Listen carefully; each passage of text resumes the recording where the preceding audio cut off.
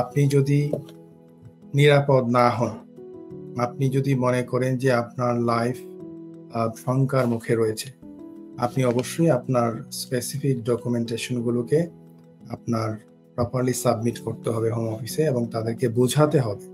এবং আপনি জানেন যে ইন্টারভিউটা হওয়ার maximum within 5 working days, unless home office আপনাকে এক্সট্রা টাইম দেয়, আপনাকে কিন্তু এই স্পেসিফিক টাইমের মধ্যে আপনাকে ডকুমেন্টগুলো সাবমিট করতে হবে। আপনি হয়তো ইন্টারভিউ অফিসার রয়েছেন তাকে হয়তো আপনি আপনার যে সমস্যাগুলো রয়েছে সেগুলো হয়তো আপনার এভিডেন্স, ডকুমেন্টারি এভিডেন্স দিয়ে হয়তো বুঝাতে পারেন নাই যে আপনার জেনুইন সমস্যা।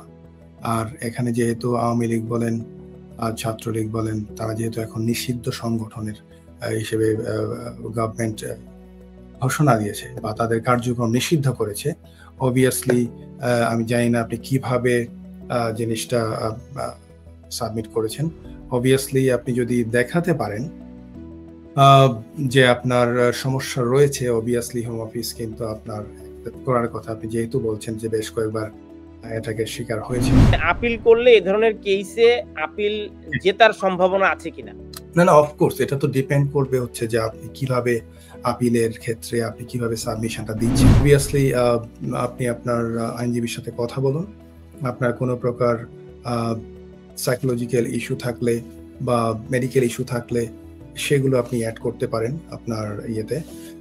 এবং আপনি যে বলেছেন যে কয়েকবার অ্যাটাকের শিকার হয়েছেন, আপনি এই ডকুমেন্টগুলোকে কিন্তু অত্যন্ত স্বচ্ছভাবে আপনার এগুলি সাবমিট করতে হবে। Stonebridge Legal Solutions Limited, your trusted immigration partner.